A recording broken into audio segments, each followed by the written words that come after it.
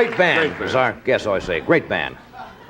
Steve Martin is here tonight. Steve has a bizarre sense of humor. Yes. He knocks me out. He'll be performing at the Troubadour here in Los Angeles tomorrow night through Sunday, and then he's going to be appearing at the Golden Bear in Huntington Beach, California on Monday and Tuesday. Would you welcome back Steve Martin?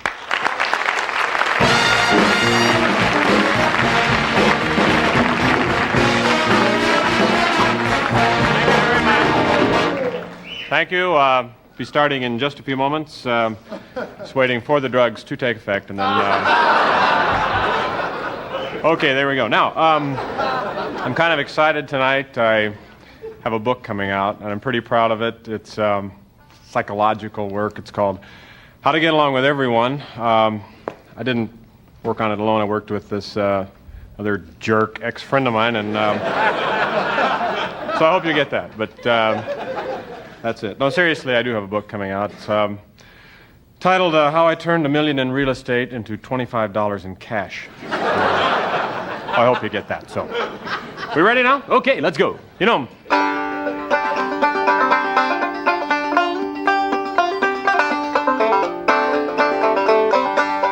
I kind of think comedy should be based on real experience. So, right now I'd like to do a little thing that happened to me titled The Day the Dopes Came Over. I was sitting at home, peeking through the blinds at my neighbor's wife, minding my own business, when I heard a knock at the door. "Who's there?" I shouted. "We don't know." I knew immediately that the dopes had come over. I opened the door and invited them in. Glad to have company, even if they were a bunch of dopes. "Well, what brings you by this way?" "Yup." "Would you like some coffee?" "No, thanks. I think I'll just sit here and suck on this table." He clamped his lips firmly around the table, but still listened intently to the rest of our conversation. "Gall," said one dope. "How long have we been here?" "Oh, about 2 minutes." "Gall, we should have left hours ago." And they packed up some of my things and lumbered out. "Goodbye, dopes," I shouted. And the dopes turned and shouted back, "Goodbye, you big stupid idiot."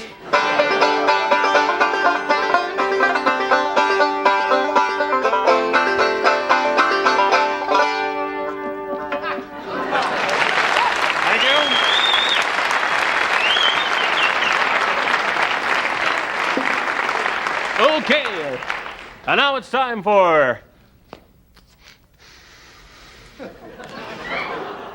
a movie review. The Hindenburg. Okay. Oh, that's okay. Am I on yet? I am. Okay, then I'm going to keep going. Right. Let's get going now. Hey! You people are weird. Okay, you know, folks, I'm kind of interested in magic, and you always see these magicians come out and they do these production tricks, you know, but they always have on these big coats and everything, and you know pretty much where it's coming from. But I'm going to do a trick tonight that kind of gets around that problem. I picked this up. I was in Egypt this morning, and I learned this trick, and I'd like to do it for you now. So here we go. Let's not waste any more time. Let's go. Hey! Hit it. Perfect. All right. Okay, here we go.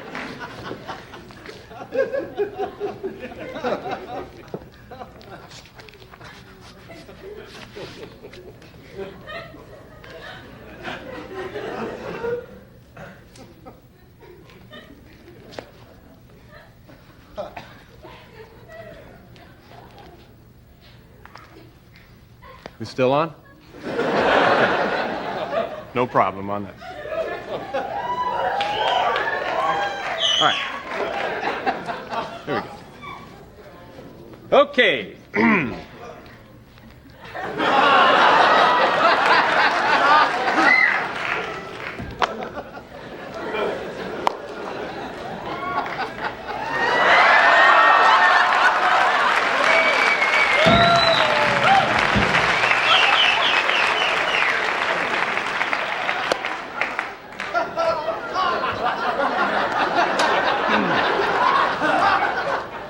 Pretty good tan, huh? Yeah. I've been working on this all summer, boy. Cost me plenty to get it, but I'm pretty proud. Okay. Isn't it funny how it's okay to take off your pants if you have on funny underwear? If I had regular underwear on, people go, oh, no. Funny underwear, they go, oh. Okay, here we go.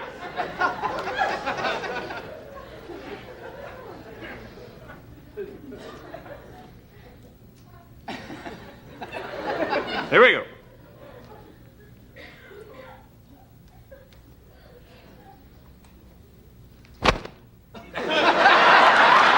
Thank you. Thank you very much.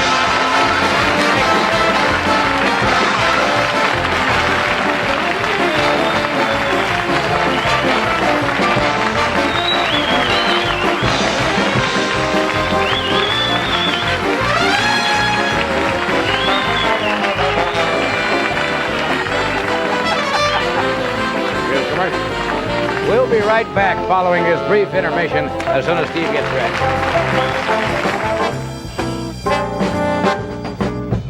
We are back. Steve is getting dressed. Yeah, just put on the shoes. Yeah.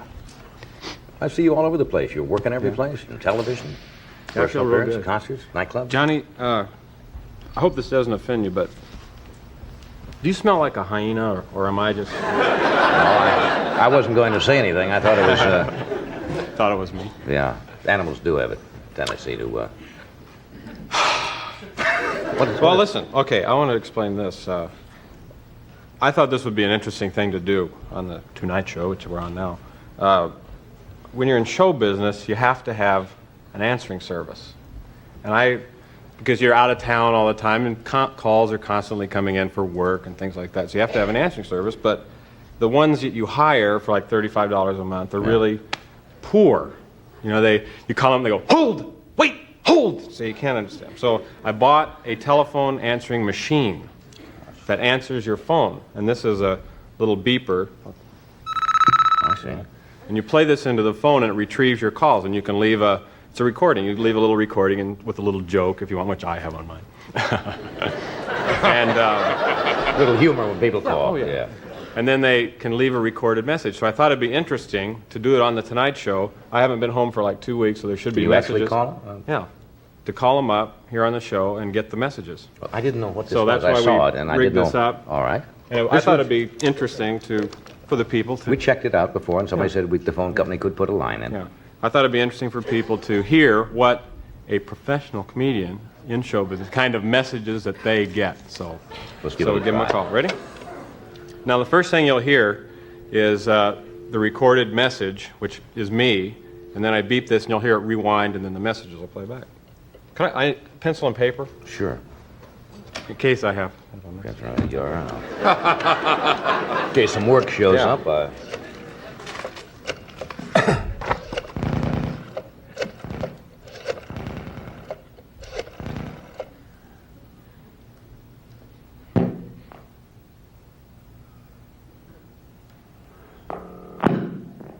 Hello, this is Steve Martin.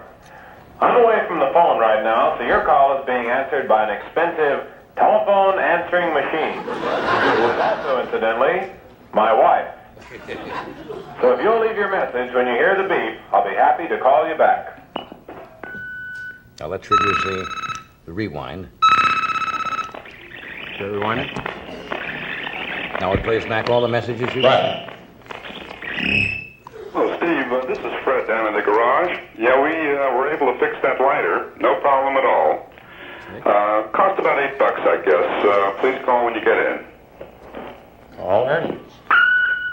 Steve, this is Jimmy Hoffa. Give me a call when you get a chance. Meow, meow, meow, meow, meow, meow, meow, meow. Meow, meow, meow. It's my cat. Steve, this is Trudy. Don't be embarrassed about the other night. It can happen to any guy.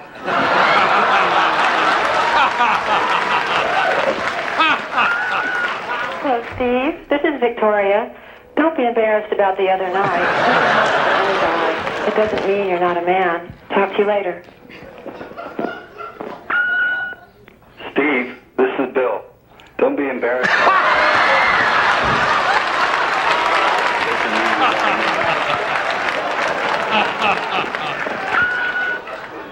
Steve, sorry to bother you again. This is Ernie down at the garage. You know that cigarette lighter that we fixed?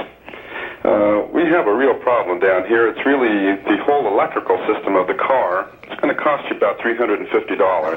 Call me right away, will you? Meow, meow, meow, meow, meow, meow, meow, meow, meow, meow, meow, meow, meow, meow, meow, meow. Call back. Cat. Call back. Steve, this is Ted. I found your earring. Bye.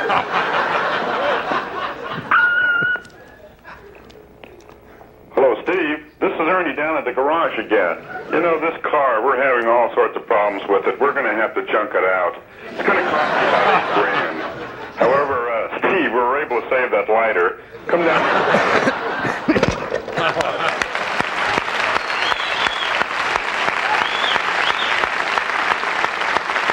We'll be right back. All right.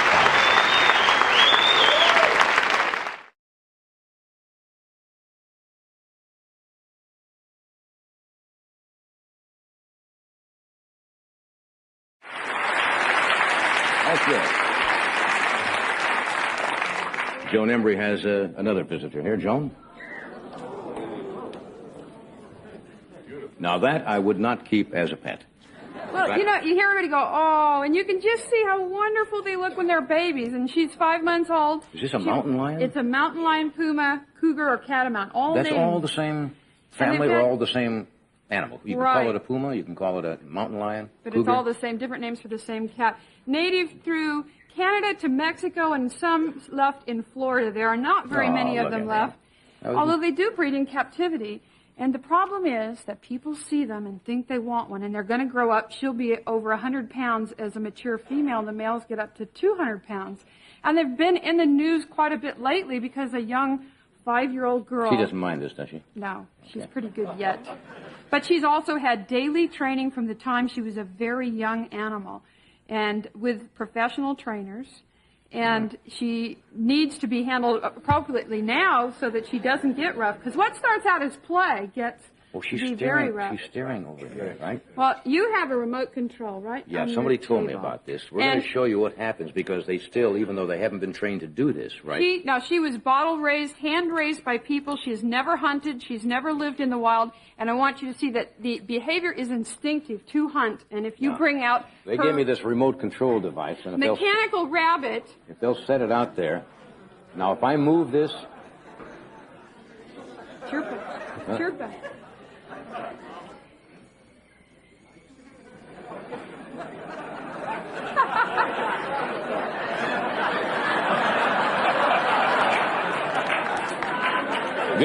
this one's a killer.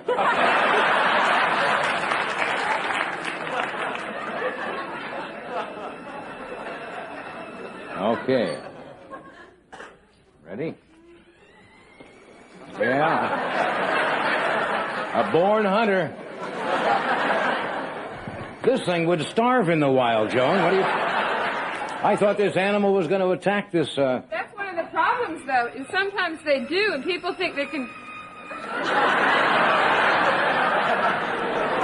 at that, chirpa.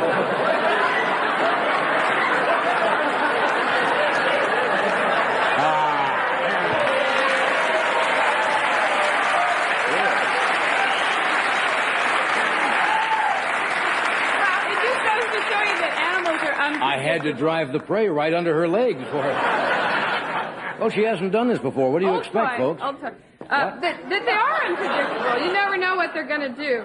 She's trying to mate with it. She's not... No? Yeah, now. Yeah.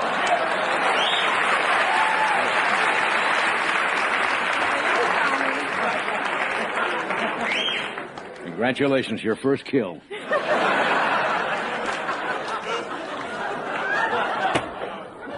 Now, okay. One of the problems Yes. with them is that basically the instinct... They're also not used to seeing an animal on wheels either, I suppose.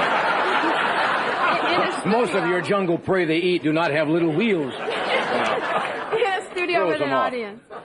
But if you think that you raise this animal, and the answer is when you can't handle her anymore, and she gets rough and takes a hold of you, those claws. Look at the claws. I and don't know if you those can see what I teeth, see from here. On the right paw. a full set, and they can reach out and just rip you open just with their claws if they want to. And she'll also get where she rakes with her back feet.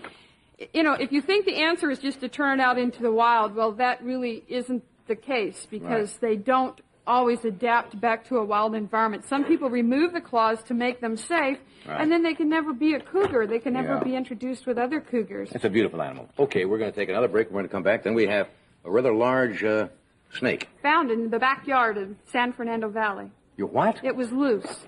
We'll show you what happens when they get loose. Okay. We'll be right back. My next guest will be appearing at the Sahara for 1 week from Christmas to New Year's. A heartwarming time for him to be there. That's right. Bring a little joy into everybody's Santa life Claus. at the holiday season. Would you welcome Mr. Warmth, Don Rickles? I just took George in his car and told him where he was.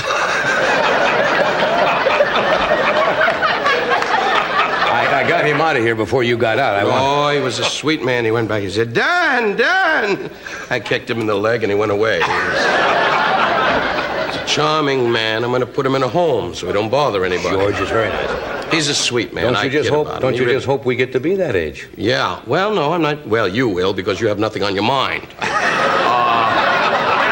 We all have responsibilities and family. You got $6 million to sit out the beach and go, another beer, Mary!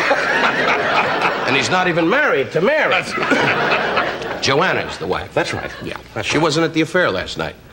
I hear the jewelry tarnished and she couldn't show up. It was going to be a long evening. She was a little tired, that's all. Freddie doesn't laugh anymore since he knows the president-elect. That's right. He's very Just sits there going, I'm going to get rid of him and sit in the White House. All right, Mr. President, pass the beer. How you feel, Ed? Fine, thank you. Spoke to Johnny. He's getting rid of you. Anyway, now that it's an hour, he feels he can do it all alone. He don't need you anymore. Sit on those big beer trucks going, move him out, boys, move him out. How you feeling tonight? Last night we did an affair together for Sammy Davis Jr. for the Friars. You had, and you still have a little bit of it, you had a very bad case of bronchitis, laryngitis? Yeah, but how are you going to say to Sammy you can't show up? You know, they'll move into the neighborhood. That's right. But it's a little humor. I don't want to get 4 letters. I love the black people. I have Harry Goins has been my black... Been with you for a long time. Yeah, 20... You want to buy him? No. Anyway, he's beautiful, and we've been together sure. for some 22 years, and we love each other. And it was a great night for Sammy. It really was. And your monologue, I got to tell you, and then we won't be too nice anymore because it blows the whole image. Your monologue was magnificent. The one line, tell them the one line about the pick fair. I think that's a classic. If you They can have say- to know the person I'm talking about. You must tell them. Jerry Buss, for example, is a very wealthy individual who owns the Lakers. I guess he owns a World Team Tennis out here. And the world. Yeah, a very rich young man. And he just bought Mary Pickford and Buddy Rogers' home called Pick Fair. So I announced last night at the end of this affair for Sammy that I had an additional surprise for him from the Friars, that Jerry Buss was going to buy him and put him on his front lawn at Pick Fair. Those are the kind of lines you do. And Sammy did a great thing. He walked out. You were funny last night. It was a good evening. Well, you know, it's so funny when we go to these dinners, and you and I discussed it. You know, you go to the dinners, and when it's a friend, as Sammy is, to all of us, you know, it's so tough because you got to sit there for hours and hours. You know, Mayor Bradley was up there making a speech, and Alhambra was on fire. He was saying, I'd like to say, Sam, and 3 guys from engine companies came in with hoses. Mayor, Alhambra! He got on the mayor. Let me just give him the plaque, and then we'll get the hell out of here, you know. You got on the mayor pretty funny last night. Well, it was, he's a beautiful guy. He really is. You know, it's great to see a mayor sit at the dais and tap dance while you're talking.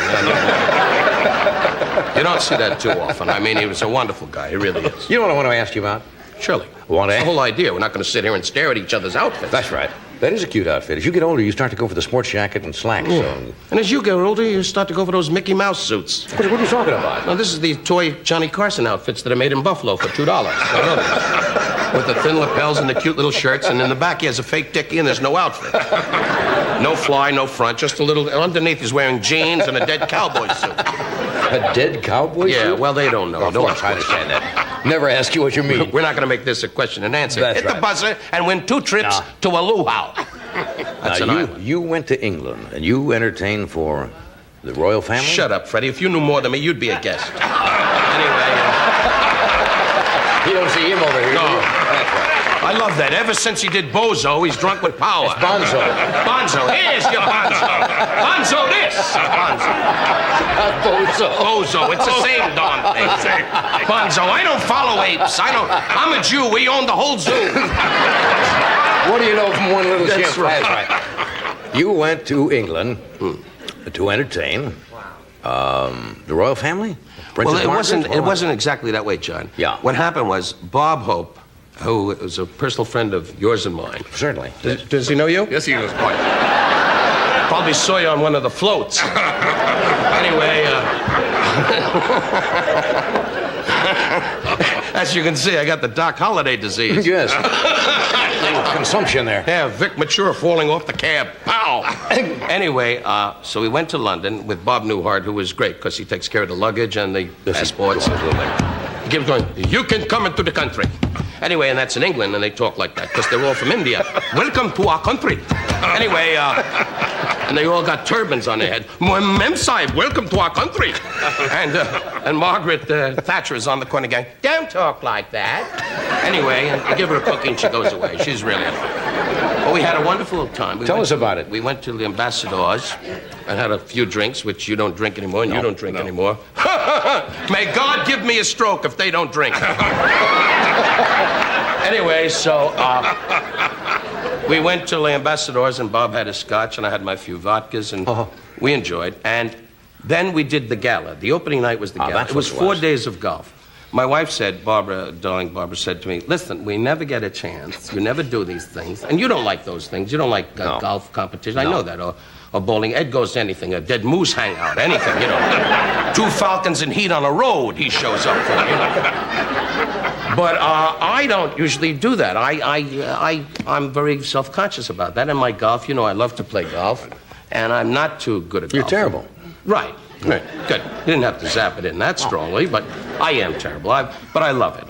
It's the whole idea. I'm not in competitive competition. Right.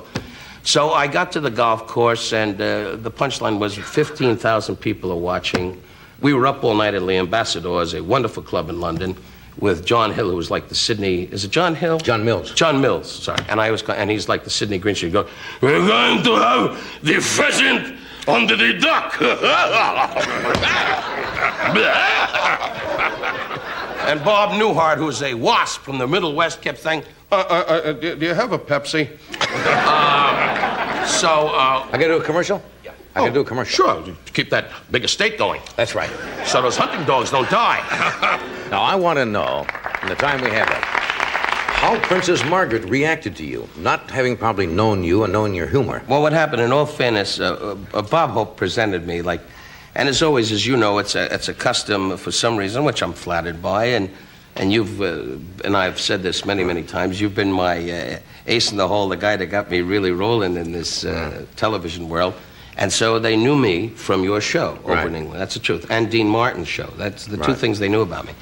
And Bob said, and now, again, you know, at midnight, after everybody had 88 drinks, and all the British comics got up, and they're lovely, you know, Jimmy Tarbuck and Bruce Forsyth, and they said, and guys, and this is similar, exaggerating, went, and 2 guys went for an ale in a bucket, and set them on with a tuppence too, and a mother fell, and a queen fell, and a tuppence. Aho! Aho! Aho! And I said, my hand to God, John, I said to my wife, I got to get a triple vodka. Get me anything. I'm not an alcoholic, but I need something. And Newhart had already been off, and Bob did his adorable thing, which he does. He does it so great, the telephone thing, which they can all communicate with. Right. And Bob said, and now a guy that's going to destroy, and they went, hey, is somebody going to destroy us, you know? So I walked out, and I said something about the Queen. I said, Your Majesty, forgive me, and blah, blah, blah.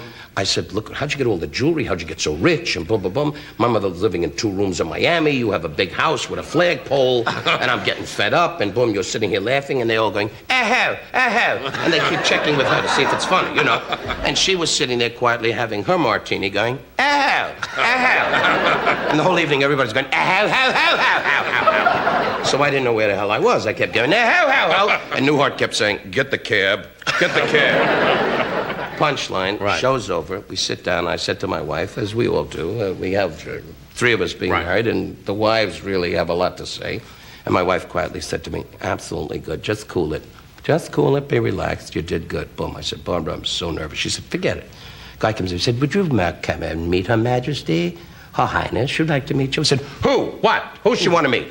And my wife said, it's us, dummy, it's us. Boom. This is Princess Margaret. Princess Margaret. And we walk over, and I say, Your Highness. And the first thing out of her mouth is, that's my sister. And I went, and I said, oh, pardon me. So we sat down, and it was only us. Yeah. And the Secret Service, their Scotland Yard, and they all have white gloves and a lot of dickies that are popping up. And we sat down, and we had a lovely discussion, and she said, how's your mom? I said, how's your mom? And we discussed this, and we chit-chatted it, and then I gave her a recipe for a Jewish message, and she said, really? And we did, how, and we walked away, and I said to Barbara, this broad's rich. So they done you. Really rich. We had a ball. That's wonderful. We'll be right back.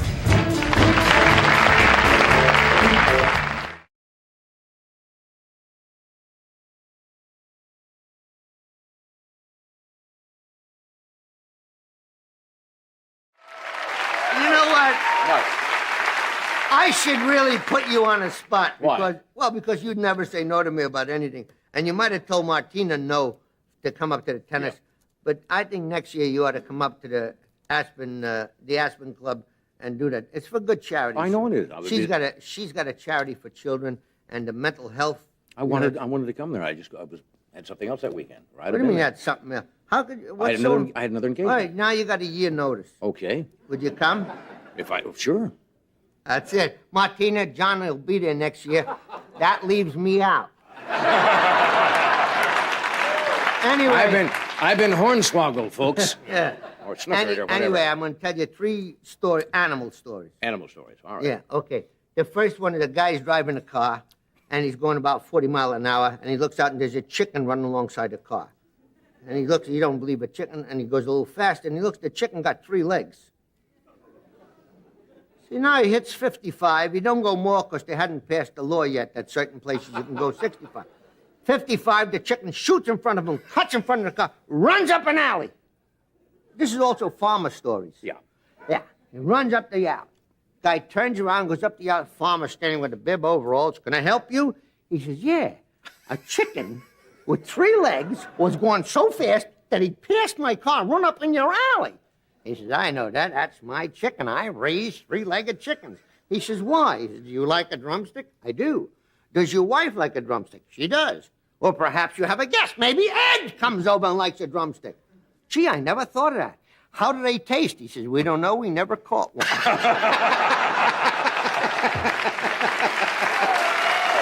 Now, we don't know. A woman from the city goes to the country and she's at a farm. This is an animal story. I understand that. With a farmer thrown in. Okay, got it. Okay. And she says to the farmer, why doesn't that cow have any horns? He says, ma'am, there are many reasons why a cow don't have horns. Now, some are a hornless breed, like Angus. They're a hornless breed. Some, they get old, we've been milking them, and after a while, they get sensitive to the touch, and they don't like it. And their horns, they can be a little rambunctious. We cut the horns off. It's no pain to the animal. And some, when they're just calves, we don't want them to have horns, and we put a few drops of acid where the horns would form, and there are no horns. But the reason that cow don't have any horns is because it's a horse.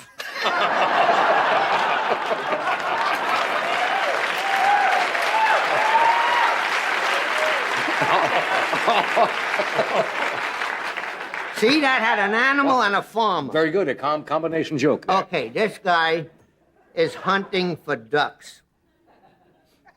He's not the farmer, right. And he's not the animal. The duck is the animal. All right. Bing! Shoots a duck. The duck falls. A lot of you people want to conserve ducks, and you're worried it's only a joke. The duck didn't really die. And you conservationists, I'm sure you're all pure vegetarian and don't eat meat or anything like that. And you're so worried, I hope a butterfly flies up your nose and you choke to death. So now, just a passing thought. Oh, and I hope afterward the butterfly escapes. So, laser cocoon right in your brain, and I can't think of anything but webbing. So,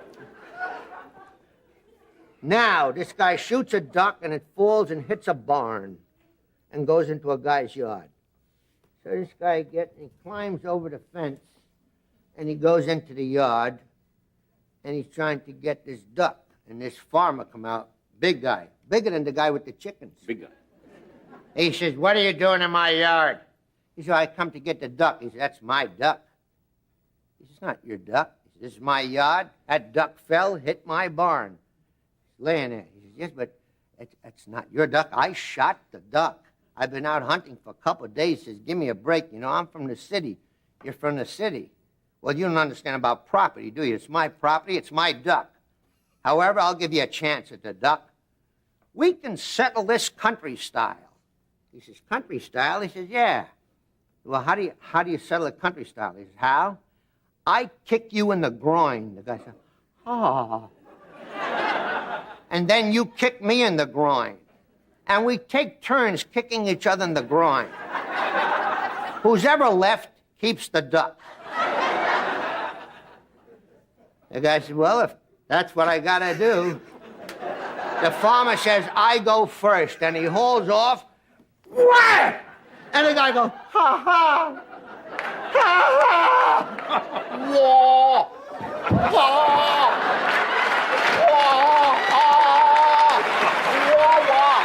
Nina, Nina, Nina, na, na, na. Whoa! Oh! Oh! Oh!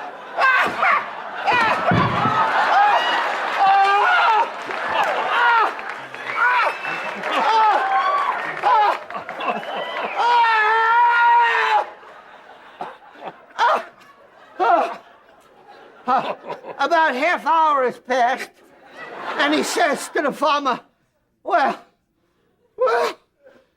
I guess it's my turn." And the farmer says, "You could have the duck."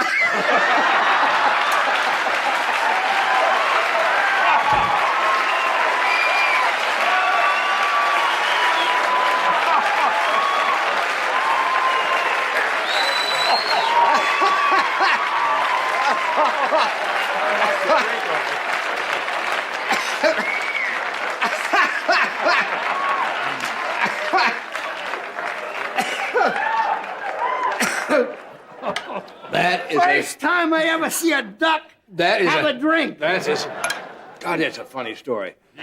You could have the duck. John, look at this. Oh, yeah, all over. It's so nice. But I went out and got a new suit. Wasn't for it the worth show. it? Wasn't it worth it for that laugh? No, Oh, John, come on it's now. not worth it. You know what they charge to clean a suit now? A lot more than you pay for this show. I'll tell you. Oh, we got to do a commercial. We'll be right back. They give me That's here. right. Look at Stay this. where you are.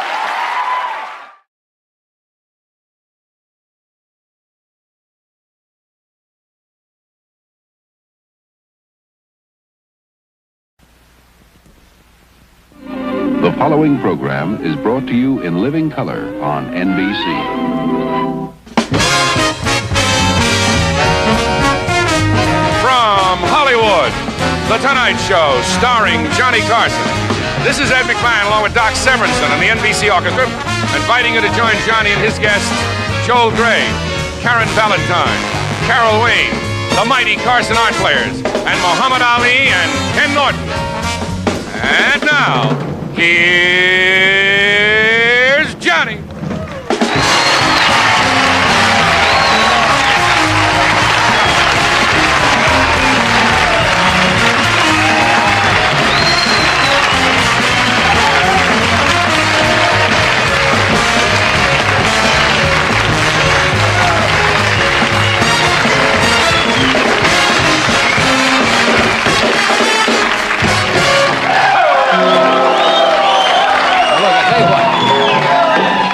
I'll tell you something. Let me be honest. You should not overdo it because the people at home will think we use an applause sign. So we just want it from the heart. What are you saying? I say you look very sharp. That outfit is Thank sensational. you very much. It's just a Well, simple, sir, basic blue. It's right there, pal. I have my pearls on under this, so it's... Oh, I see.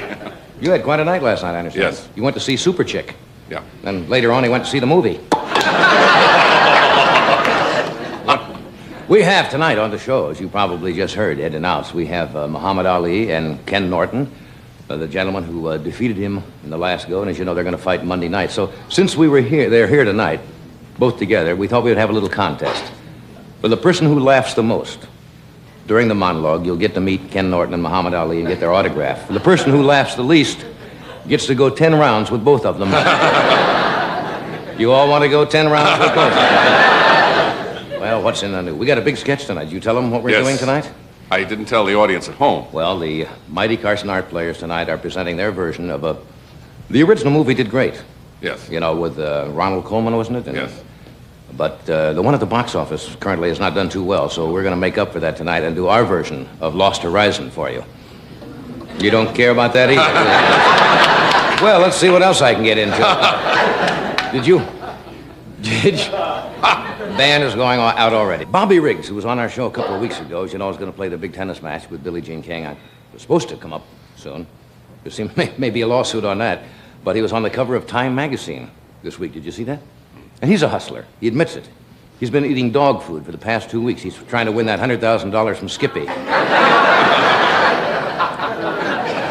No, Bobby Riggs is so popular. Did you know they're coming out with a Bobby Riggs doll? Did you know that? No, please tell us. You wind it up and it outwets Betsy Wetsy. It's a remarkable doll. Now, here's an item, and I don't want to scare you, but it was in the paper today, so I guess it's all right to say this. Some scientists claim that they have found in bacon, and there's an ingredient in bacon that could possibly cause cancer. That is true. It's called nitrocamin. Nitrocamin, and they said it might possibly be a cancer-producing agency, so to, I guess, prohibit it, they add vitamin C to the bacon. Doesn't that grab you? The next time you go into a luncheonette and order a bacon, lettuce, and tomato to go, you just might.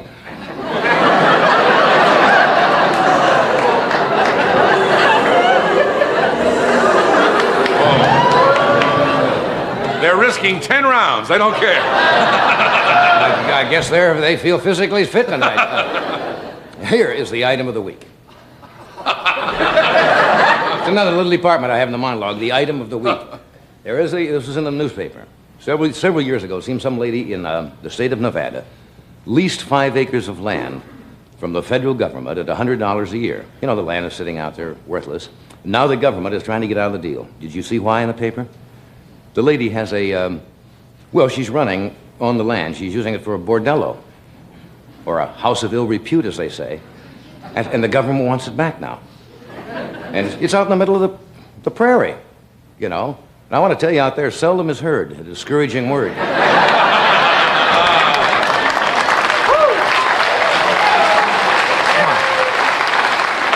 Okay. This should be an exciting show tonight. I'm looking forward to this one. We've got 3 heavyweights on. Ken Norton, Muhammad Ali, Carol Wayne. We've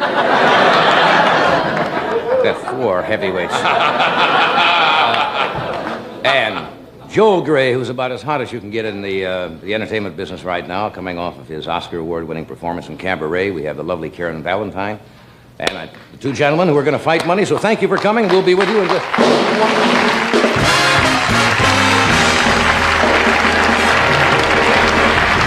We'll be back. Stay tuned for a message. Thank you. Revlon announces Super Rich Mascara, the mascara that's practically smudge-proof. You can cry in it, get caught in the rain in it, dream in it, kiss in it. Super Rich Mascara thickens your lashes without smudging because it repels both skin oils and water, the things that make mascara smudge. In fact, it's totally waterproof. 7 super colors. Super Rich Mascara by Revlon. Beautiful. When you're overweight, it's like dragging a ball and chain around all day. Oh, it may not be that much, and you may have adjusted to it by now. But remember how nice it used to be when you didn't have that extra weight? Let the Special K breakfast help you. It's less than 240 calories, 99% fat-free, and delicious. If you exercise and eat this smart at every meal, you could lose that extra weight. And the Special K breakfast is a great start.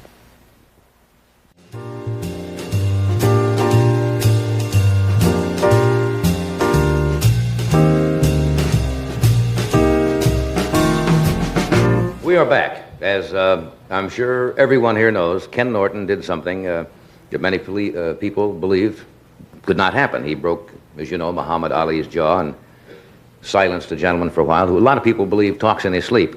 But in... Did I say that? Yes. Little humor there. In 31 fights, this gentleman has won 30, and 23 of these by knockouts. Would you welcome, please, Ken Norton. Ken.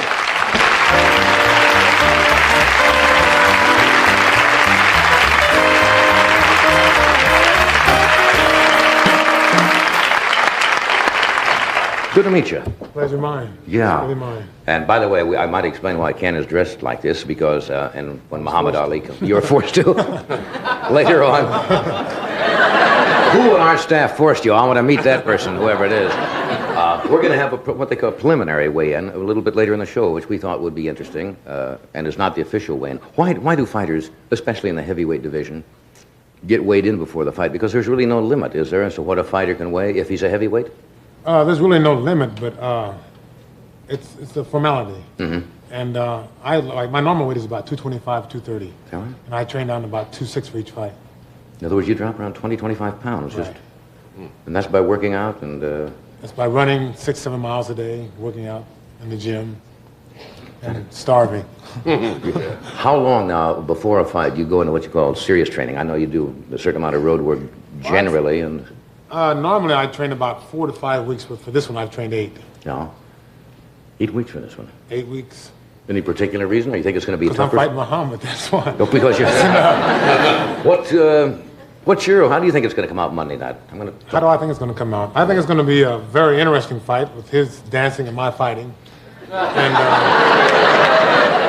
I think that all in all, it's going to be a very good fight. And I'm looking forward to go 12 rounds. It's scheduled for 12? Scheduled for 12 rounds, right.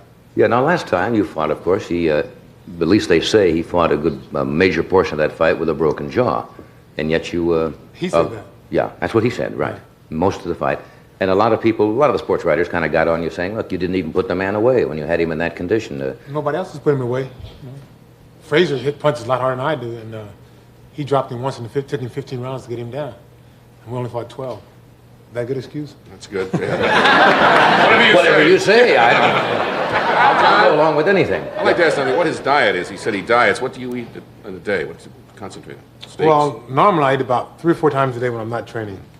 But when I'm training, I eat twice a day, 10 o'clock in the morning and about 7:30 in the evening. And it's all high-protein foods, eggs, steaks, fish, nothing fattening. Ed does the same thing. He eats at 10 o'clock in the morning and finishes at 7 in the evening. Ed's got it all wrong. You see, not twice. You do one continuous thing. When you were a youngster, when did you start fighting how long as a pro now? How long as a pro? I've been pro approximately 5 years, which is not much. Yeah. And I was almost 22 when I first started fighting in the Marine Corps, which is very late for anybody to start fighting. Most fighters, like Muhammad, started when he was 12. Yeah, he was as a kid he was fighting. He started at 12 or 13. I have a very good friend who started when he was 12 or 13. And I was an old man of 22 when I started, just about. As a kid, when you were a youngster, were you in fights? I had one fight when I was 17 and lasted for about 2 hours. We fought a while and we rested, fought a while and we rested. And we ended up walking away, holding hands. I was raised in a very small town. Where's home? Jacksonville, Illinois. Right. And there wasn't anybody to fight. Small town. Never thought of that. You got to have somebody else to fight, don't you? You mentioned now your age. You're 27 now? 29 now. Now, I have heard before, at least boxing authorities say that a man's, as a boxer, his physical peak should be around those years, 27 to 28, because you're mature. That's your strongest year as far as agility and strength. Is that right, or is it younger, or is that about the age bracket? I've heard that to be true. I've been told this, but I think it depends on how long you've been fighting, how hard your fights have been, and all that combined. Mm-hmm. But with my starting at 22, and I think my prime years would be around 30, 31, 32. I thought that was old for a fighter. Now, how old is Ali? He's 31. Now, that's not considered too old. It's not over the hill. But he's been fighting since he was 13. I've been fighting since I was 22. There's a difference. Are you thinking maybe he's a little over the hill? No, I didn't say that. You said that. That's right.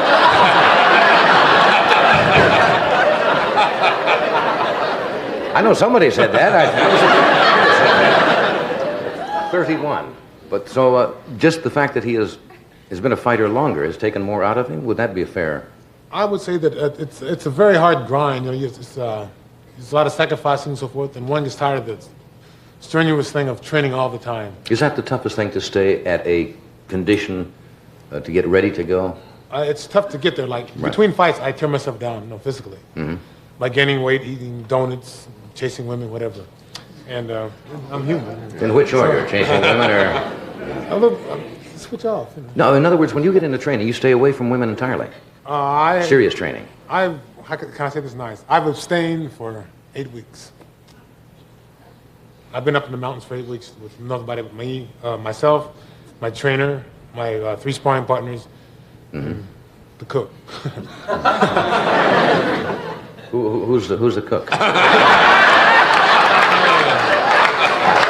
Sorry, no. Now they say in ancient, I remember in Roman history, they used to say that the warriors would not go out on a fight, or they would abstain from sex. That's what we're talking about, because they thought it diminished the soldier's capacity for battle, and they found that to be true as a fighter also.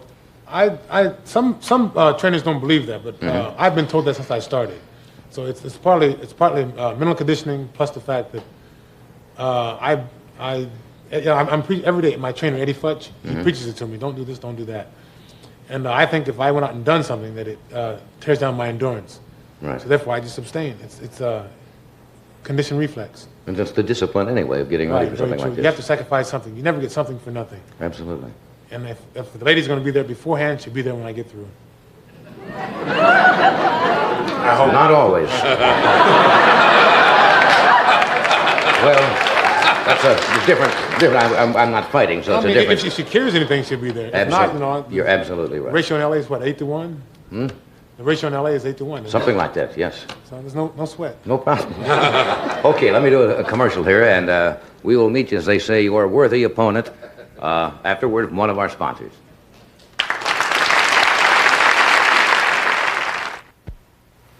This weather's making me feel miserable. Here, try something cool. You forgot the ice, Oh, honey. Mommy, want a pillow for your foot? Sure she does. Put it right here. Oh, thanks. This will make you feel cooler, Mommy. Can I rub some on you? Sure, honey. Smooth on Pure Johnson's baby powder, and you'll feel a little cooler, a little drier, and a lot more comfortable. Mommy, can I put some powder on your toe? Oh. We're in San Francisco to prove dogs who eat canned dog food will like Gainsburgers. He's kind of fussy. You'd think he'd been starving. What did he do just there? Demolished it. What does she normally eat? Canned dog food. What does this tell you? She's really going for it, isn't she? She ate every bit of it. That's the reaction to Gainsburgers from most canned dog food users we spoke with. Gainsburgers, the canned dog food without the can.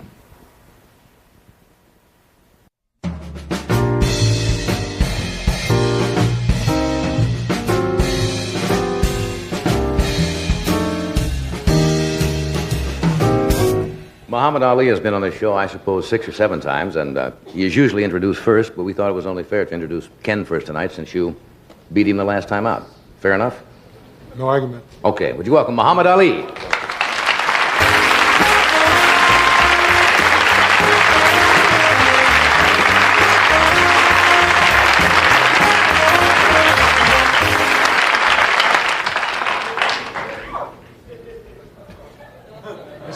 You look... Strange feeling coming on your show in my robe. Yeah. We thought we would have, I don't know how many people have actually seen a weigh-in or why they have them, and... Yeah, are you actually going to have a weigh-in? Well, yes, but you know the official weigh-in is... What is it official? How long before the fight? I think a day before the fight. Sunday, yeah. In other words, no matter what you weigh, you could change before the next day, right? I've been studying. You seem quite reserved tonight. I've been studying UFOs. Did you know there are UFOs out here flying around, unidentified objects? This would be the place for them, Southern California. I'm serious. They sighted a bunch over Georgia. I've seen them at night. They have real photos of them, and the government and the people just completely seem like don't talk about it. But Mr. Harold Salkin of Washington, D.C. He's the head of the National UFO Bureau. Right. He brought me moving films. I actually have moving pictures of little saucers of great steel objects coming into pictures that people took, and I'm just surprised that don't nobody talk more about it. Something they can... Another great insight into the fight game. No, I'm just kidding. No, I read that. But did you read the thing last night on the news? No. That some physicists said that what the people of Georgia might have seen were that there are probably several thousand satellite objects going around the United States, around the Earth, and sometimes they disintegrate and they come back into space. Not 50 feet over the highway. Well, it could. It's got to land somewhere. No. They call it swamp gas and something they don't want. I don't know what it is, but I think I do. But there are actual saucers and objects coming within our atmosphere and flying around, and people got pictures. Everybody cite the same thing in every city, the red and blue and green lights, but the authorities completely brush it off as if to say we are mentally off. But I know it's right because I've been seeing them. Well, why don't they land then, Muhammad? I mean, if they're intelligent people, why wouldn't they land and step out and say, hi there? Or Galman Ding, whatever they say. You know, why wouldn't they make contact? They probably figure they can't get no sense out of the people here in this country.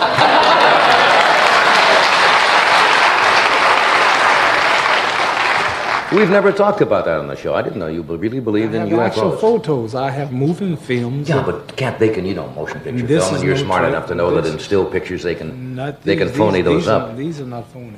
Ken, how do you feel about it? Do you believe they're flying saucers? I'm an innocent bystander. But you've seen them. And the night, the one you can see on Tuesdays and Thursdays is like a big bright star if you go out. Tuesdays and Thursdays. It's like a big bright star. Are you sure you're up for this fight? I'm serious. If you're thinking about that when Monday night comes, he's going to knock your head off. No, I'm serious. You're going to say it's 10 o'clock. He's going to give you such a shot. No, it's not 10 o'clock. It's 4 and 5 in the morning. 4 and 5 in the morning. Oh. Seriously, it's like a big bright star, and you see it moving, and it'll go up and disappear and get real small like a pinhead, and then it'll come back, and it'll shake, and then it might go over here, and it'll go over here. Seriously. I'm serious. I'm not... Well, I know you're serious in your belief. I don't happen to believe in it myself. This is anybody who's got eyes' belief. Well, you can see a lot of things, but that doesn't always make them objects from other planets. So much of that. What about the fight? Well, yeah, what about the fight? Monday night, right? Well, we just come in for the weigh-in, so... Well, I read about it in the paper today. You had I some wasn't more. told that we had to sit out here and talk. You tricked me. You're pulling a Howard Cosell on me. That's not true, and you know it. But I read in the paper yesterday, you already were in the papers yelling and screaming about your accommodations when you showed up. You didn't like the hotel room. You said you didn't have any place to train. All of these Ken things. will bear witness. The last 5 or 6 days of a fight is like a countdown in a rocket ship, like when the man is saying, 5, 4, 3, 2. If anything happens, they stop the whole operation. All these people in Houston, millions of dollars and billions of dollars at stake, big rocket ship, everybody on the post looking at lights and buttons. If one little thing go wrong, they stop it. And I got everything taped down now for 15 long weeks. I'm down to about 207 pounds. Last time was 225. I did everything perfect for 15 weeks, chopped down 185 oak trees, been running up mountains eating raw meat. I'm ready. And here I get to the hotel, and we stand at the Marriott Hotel. It wasn't their fault, the new Marriott. And I was in there to get free rooms for this. I'm at the new Marriott Hotel. You already got a free saucer. Yeah. I got a free what? Free flying saucer. A little humor there.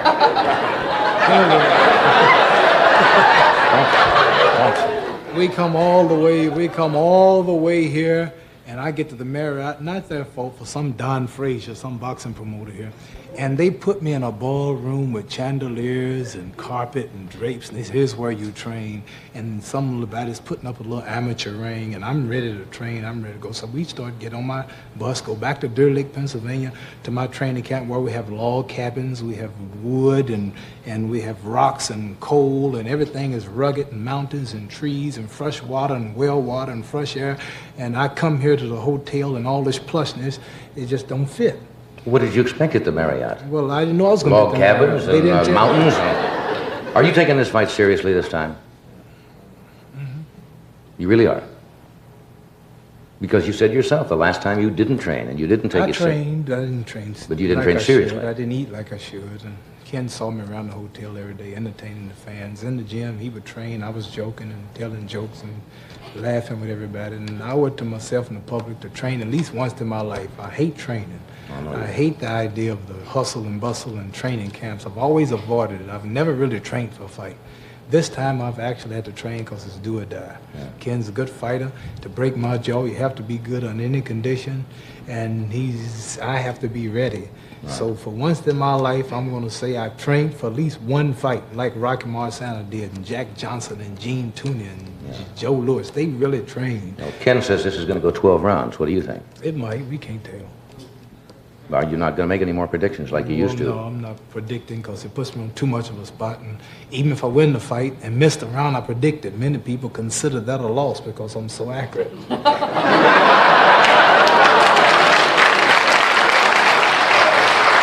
I fought this fellow, Joe Bogdan of England. I predicted round 7.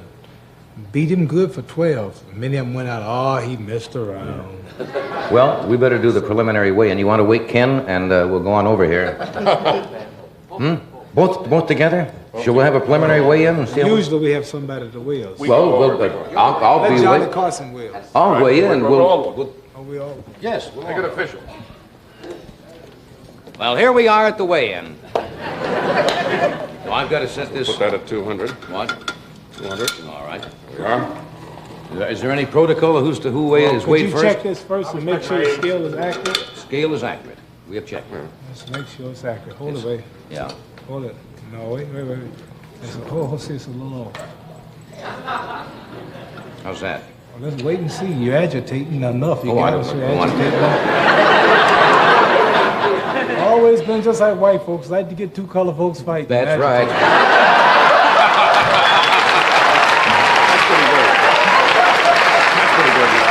We're right on. Okay. Now we're on.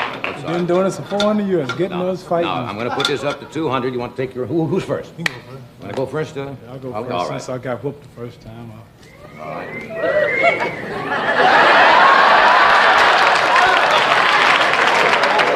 All right. What can I say? You got sandals off. Which young ladies later, buddy. Got to set it. I can set it later. What do you mean? You don't get to do this yourself, do you?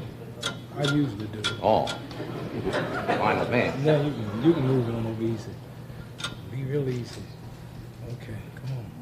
270. Hold it. Right here, 216 is usually my fight weight. When I'm 216, I'm bad, I'm fast. Mean. I'm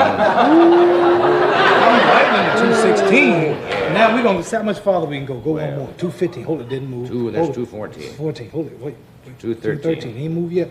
212. Hold it. Now this is the weight I fought Sonny Liston the first time. I was bad. 212.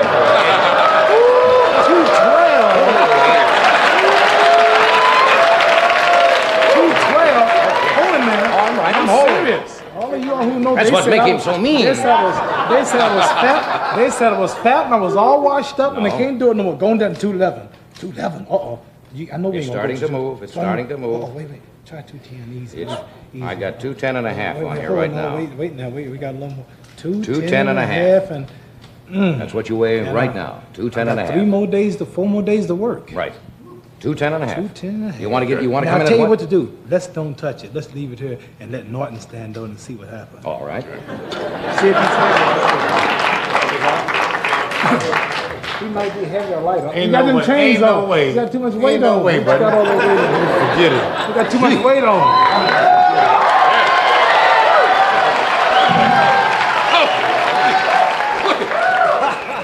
Okay. We're gonna start. No. Leave it right there. Okay. No, we got to move it down anyway. Okay. Yeah. Now we got to go this way. Try about 2.7. 2.7. Try 2.6. 2.6. Don't get nosy, but it's still going. No worries. 2.5. You in trouble? No, he's too. I got 2.4. Too skinny. 2.4 and a half. Too skinny.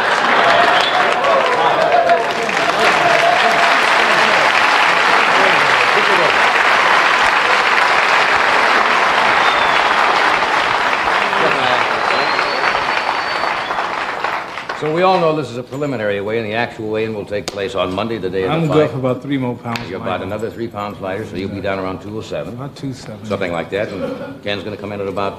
You need a little gas to burn. I can't be too much lighter than that because it's a hard 12 rounds, and following me, you're going to need a lot of weight. Well, look, gentlemen, I thank you for being here tonight. I admire both of you. As you know, best luck, and may, as they say, By the way, the better man wins.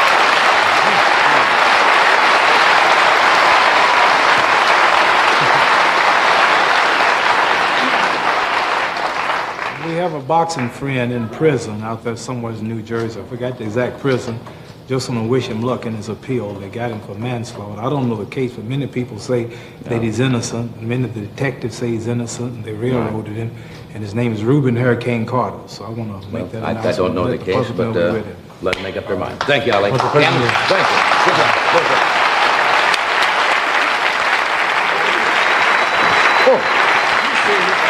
Yeah.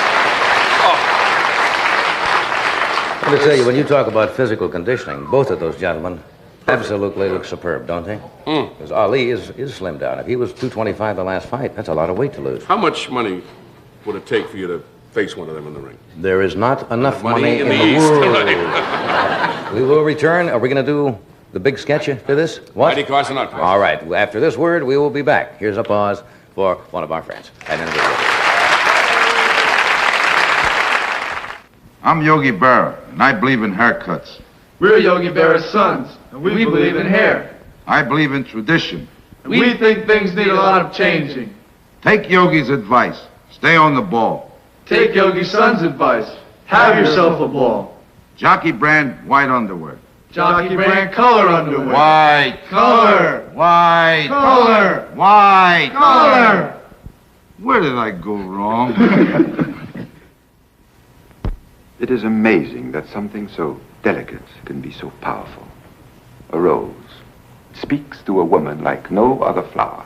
FTD florists are fully aware of that. Therefore, for a limited time, FTD florists have added roses to their forget-me-not bouquet for birthdays, anniversaries, or any happy occasion.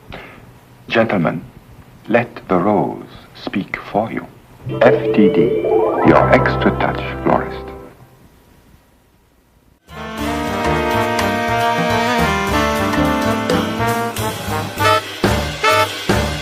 Thank you, Doctor. One of the classic films of all time was Lost Horizon, a picture about paradise in Shangri-La, starring Ronald Colman and Sam Jaffe. Recently, it was remade and was a disaster at the box office. Now, if you think that was a disaster, wait till you see what late-night TV can do to it. Join us now as the Mighty Carson Art Players present their version of Lost Horizon called To Bet Your Life.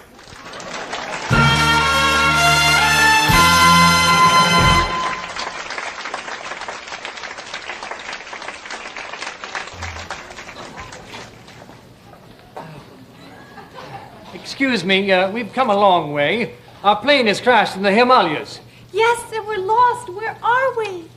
My dear people, you are in paradise. We have come a long way. Yes. The mountains are treacherous.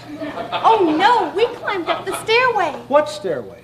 Don't you know the stairway to paradise? Oh, yeah. I'll build a stairway to paradise. You're very strange. You think I'm strange? Here comes the High Lama.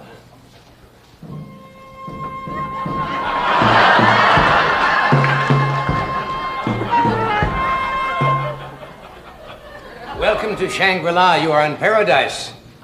And I'm not doing too bad myself.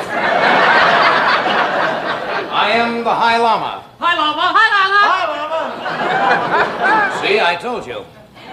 You're the High Lama? Yeah, you want to see how I can get? Your appearance.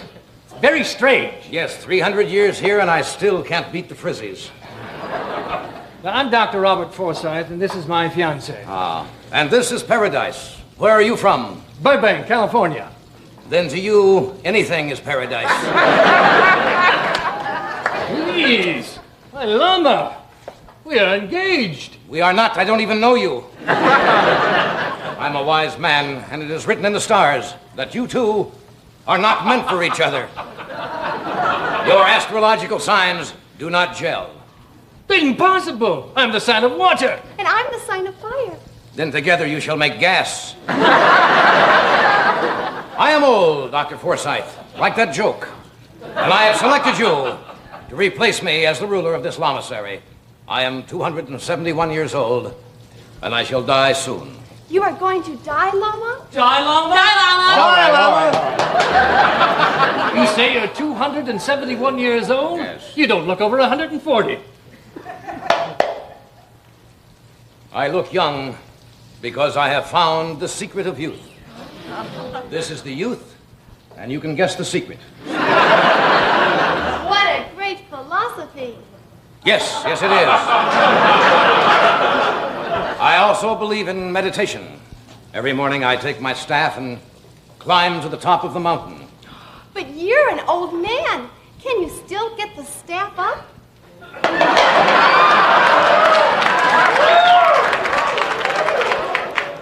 Yes. You see, here we live by one standard. Bring out the standard.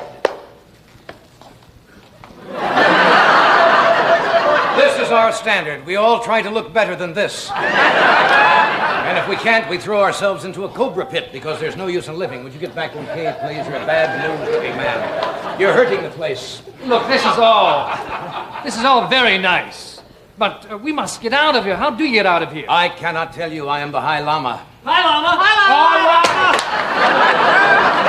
Enough already. Please, we really must get back to civilization. You cannot leave. No one ever leaves Shangri-La. But you will be happy in your life here. Come, I will show you some of the ways in how we live. Observe. This man has a very important job. He spends the entire day with his Lama, just turning him around and revolving him. What is he called? What? What is he called? He is the Lama Turner. May a diseased yak invade your shorts. And, behold. What is this girl's job? She spends all day hooking this rug, so we shall have wall-to-wall carpeting. Oh, my, she seems very happy. She is. She's the happy hooker. May a weird holy man use a power saw on your sisters. Thank you for your hospitality, Lama, but we really must be on our way. I warn you, do not go out there. It is dangerous. Here is paradise. Out there is... Excuse me. You see, here, we are sheltered by a beautiful climate. It makes us look years younger. I will show you. Oh, Lotsen. This is Lotsen. How old would you think she is? Why, I'd say no more than 21, 22. Well, you see, she happens to be 75 years old. 75? And I am going to send this girl to that forbidden land, which we have called Mohammed. Yes, I am sending the mountains to Mohammed. Once this girl leaves the valley, you will see her real age. I believe she is returning now.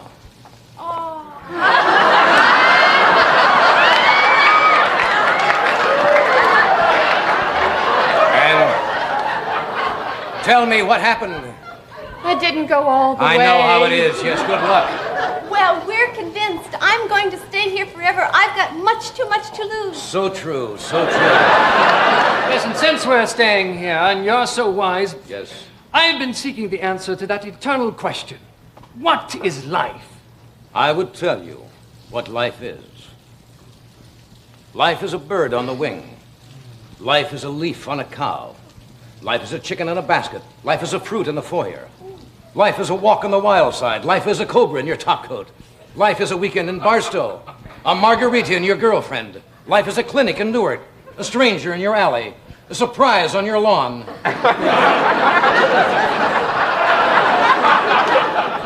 But which one is it? Pick one. It's got to be in there someplace. I just throw them out. You got to choose them. But what is the answer? I do not know the answer. But you're the High Lama. You know everything. I am not the highest Lama. I will go now to get the one man who is wiser than I. He will have the answer. I leave now, and I leave you as I came, a wise man of dignity and respect. Lama, don't go! I see your thigh, Lama. Thigh, Lama. Thigh, Lama. Thigh, Lama.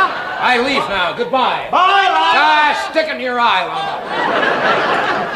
He is certainly a wise Yes, but he is not the wisest man in our land. He is sending down the one man who is even wiser. Then will he know the answer to what life is? He will know the answer even before you ask the question. Here comes the mysterious wise man now with the answer. The answer is hurry up. But what is the question? What drink is made with 7-Up and prune juice?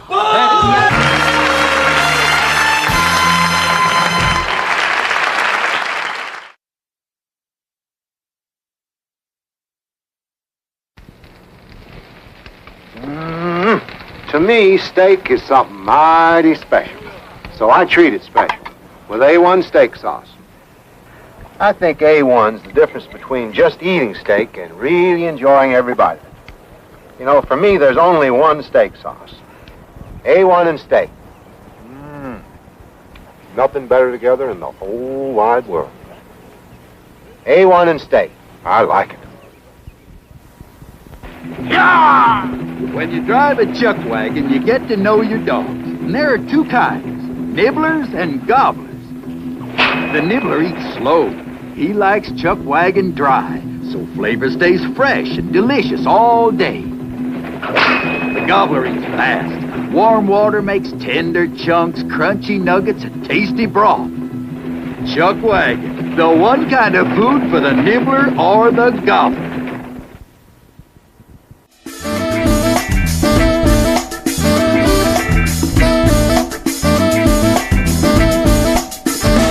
The High Llama will be out in just a moment. Here he is. High Llama. Hi there. Hi, Llama.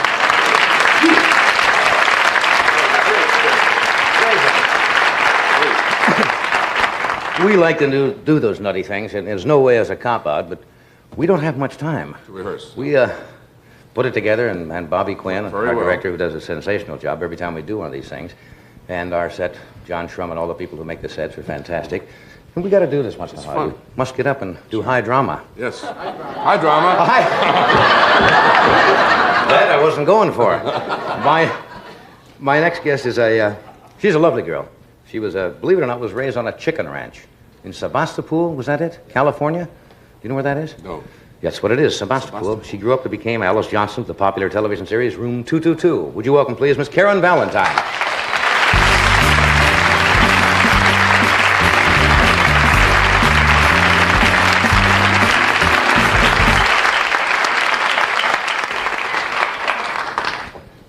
Well, don't you look pert tonight? Well, If that's the right word. Well, I thought funky was more the word. Funky? Yeah. Yeah. Is that the way you like to dress? I mean, there's nothing wrong with that. I'm not putting it down. It looks very Wow. comfortable, and you can carry it off very well. Thanks. I've been sick. Well, I meant that you have to have a lithe, lovely little a figure to do that. Well, thank you. You're welcome. Thanks. We're getting off to a good start. You started to say something, and I interrupted you. No, you asked me if I like to dress like this, and yes, I do. Yeah. But I like to dress all different ways. It all depends on my mood. Really? Sure. Are you moody? Do you have big highs and real depressions? And... Yes, big highs and big lows. No, what do you do? When you go through I that? try to work them out, in between. But you- it never comes out in the middle. It's always either high or low. Yeah, there are people like that. I think I'm one of those, and I don't like it too well. Because all of a sudden, you're feeling, you don't know why you're clear up here. And the same reason you don't know why you're clear down here. I never question it when I'm up here. Yeah, well, of course, everything is going. You say, hey, I feel good. But the trouble is when you're down here, you Right. should be able to say, why am I down there? And I don't know. That's why I'm down there. I hurt myself a great deal by doing this, and that's why I'm down. Hey, you were out on tour this past summer. Yes. In, what was it? Born yesterday. Born Yesterday. Did you like it? Loved it. It was absolutely one of the most fun, exciting things I think I've ever done. I enjoyed it thoroughly. Never played summer stock before? Or? The year before I did. But this year, being able to do the part of Billy Dawn in Born Yesterday, it was played by Judy Holliday, Right. and especially working with two really fantastic men, Lyle Wagner and Ed Asner, who I love them both. They're just super. The chemistry worked, and we got nice Lyle reviews. Wagner and Ed Asner. Yes. There's a combination. I know, they're just totally opposite, and both just as Like Arnold super Stang as and can John be. Wayne. That's a real change. See, It Lyle was- Wagner is a very good-looking, tall fellow, and Ed Asner is not quite the same. Oh, he's attractive, too. Yeah, he's a good-looking He's fellow. super. And I so where'd you love play? him. Midwest? Yes, all over Ohio for Kenley players. You know, Warren, Dayton, Columbus, Flint, Michigan, and Toledo, Ohio for Ken Shaw. Yeah. And the audiences, and of course the acceptance now when you do a television series is amazing, isn't it? Oh, it's incredible. Because they know you right away. The audiences are the most fantastic audiences because they come there to love you, number one. And, I mean, you could just walk across the stage and trip. And no, they, not really. You know, Now, you're putting yourself down because they may come to see you because they watch you, but then they come with good thoughts in Yeah. their heart. They don't come But to then you got to give them a good criticize. performance. It's not fair just because you're on television to walk up and say, hi there. Oh, no, I don't think it's Here I fair am. to do that. But, I mean, the audiences are very understanding, and they just love seeing you because you've been on television. Now, we've talked about this before because you are demure and you've got that, cute little face. Pert is a lousy word. I hate that. Pert. Is the word naive, would that be a... That word has been attributed to you, hasn't it? Most a naive of those look. have, yes. And yet you're doing a movie of the week Right. in which you play a swinging, wild... No. No, She's no? not swinging and wild. She just gets a little mixed up. Well, now, what do you mean? Well, she gets married, and she's married to a guy in Los Angeles who's a pre-med student. Oh. And she's a stewardess, and she flies the Los Angeles-London run. And she also is married to a guy in London who's an artist. And, well, that's just something that, happens. I mean, it's not like... Well, wait a minute. I just said you play kind of a wild... far out. Well, you got a husband in Los Angeles, you got one in London. Well, that's not, It's just Kate Smith time. Captain's Paradise in reverse. That's right. That was Alec Guinness originally. Right. And you're a stewardess? That's it. Why do you have a husband in both places? Well, That's a dumb question. sometimes it worked out that way, I guess. But that's not the real problem. Oh. She gets pregnant, and she doesn't know which is the... It's a comedy. It's very... It's very light and That's very hysterical, as a lot of fellows will tell you.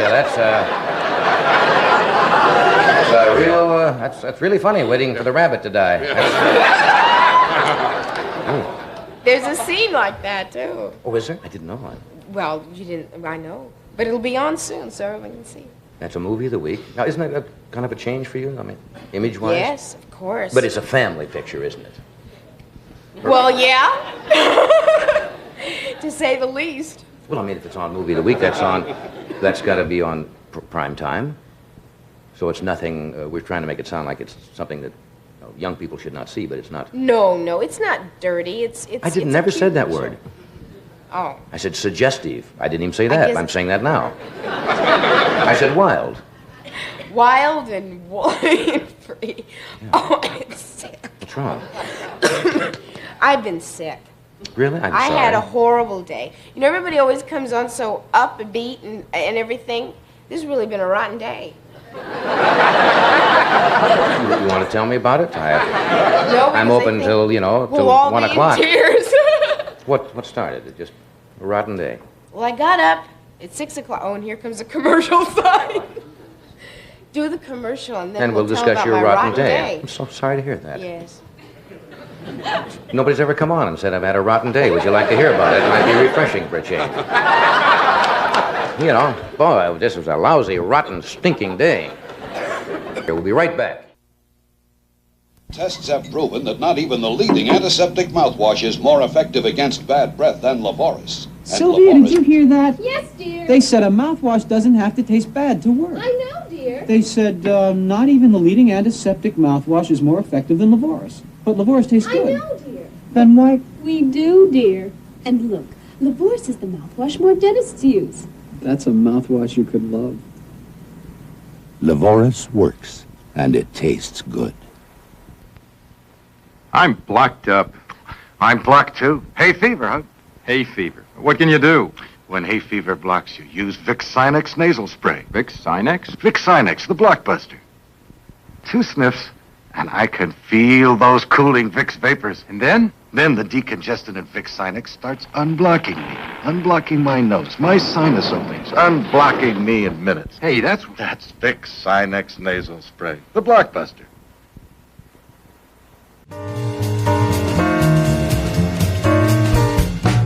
Welcome back to the rotten world of Karen Valentine. I guess the first time since I've been doing this show, everybody comes on and tries to make an impression. Say, oh, I had a wonderful time. And you said, I've had a rotten, miserable day, and I'm sorry. But was it just... Are you in one of those... No, I just feel so rotten. Because I've had this cold. Aren't you upset? And you're all blocked up like those two idiots in that commercial. I do. I identify with that. I feel like you have... You see some guy at the agency saying, Harry, I got a great idea. Let's get two schlemiels in here and put a block on their head and call it the old Blockbuster. And he bought that. Okay. Probably there goes that. No, it's a good product, I'm sure. I'm sorry. Now, you've had this cold. Right, and then just what are you taking for it? Now, you're supposed to say, make me an offer. That's the old joke. You know. What, make me an offer? Yeah. What do you do? Is that the punchline? No, there's no punchline. That was... Are you getting a lot of rest and taking a lot of fluids? Yes, I drink a lot of water and take a lot of vitamin C, and it's not helping.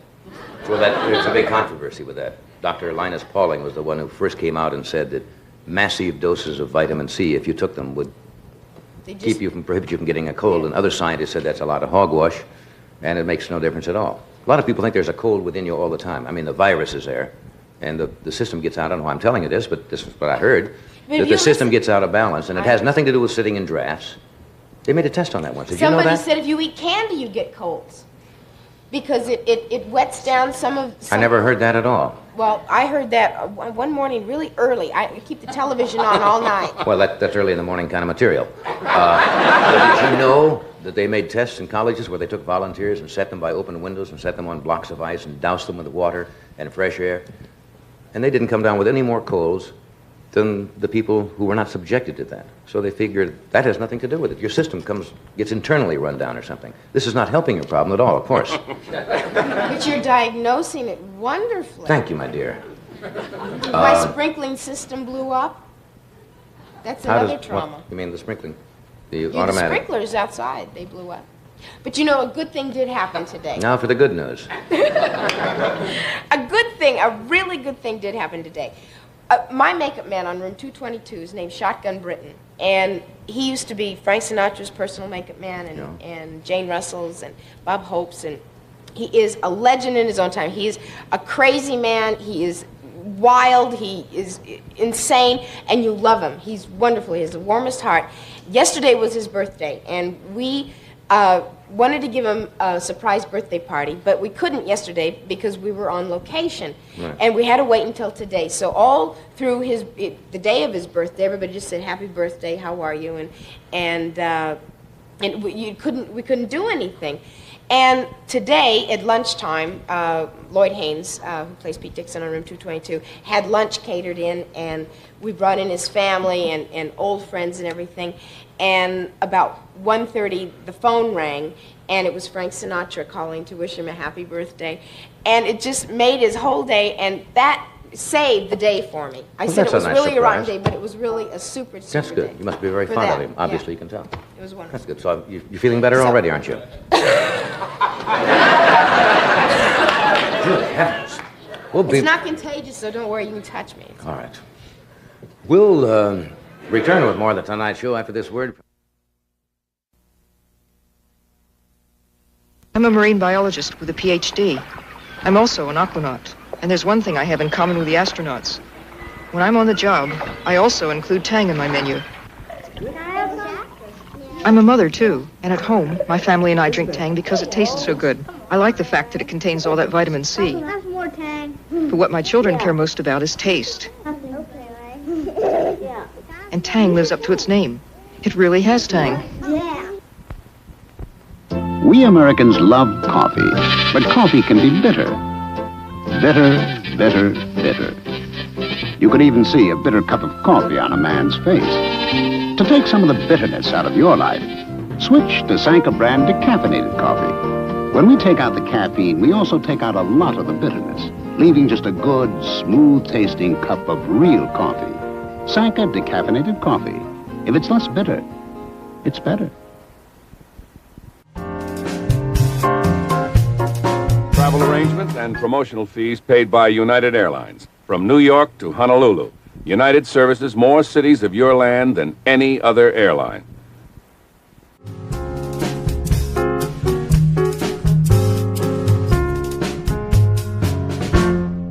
Joel Gray is with us tonight. He's a fine entertainer. He will be appearing here in Los Angeles at the Greek Theater beginning September the 10th. And he flew in tonight from Lake Tahoe, where he is currently working up there. Would you welcome, please, Mr. Joel Gray?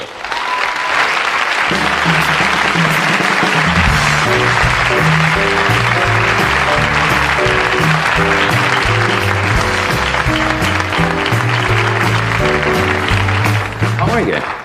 That music is good for you, isn't it? It sure is. Not bad for you either, huh? Yeah, I like it too. Hey, all I've been reading is you were playing up in Las Vegas there, and I've read nothing but smash reviews, and I pick up the paper today, and you're up at Tahoe, working with Bob Newhart, right? Yes. And great reviews up there, which We is had a good sensational. time. We just finished last night, and Did you just close? Flew in today, got off the airplane, found a house for my family, left them in the house, drove here, rehearsed, and here we are. Yeah. You know, ever since you finished... I showered in the dressing room. ever since And wiped myself with a washcloth. I didn't say it. We have no towels here. No towels? No. See, that's what they do when your show's in trouble. NBC, it's little things. You go and you find that you only have wash rags. Maybe and they the next thought day that they was my take out the size. wash rags. Then you find that John is gone. It's little tip-offs like that.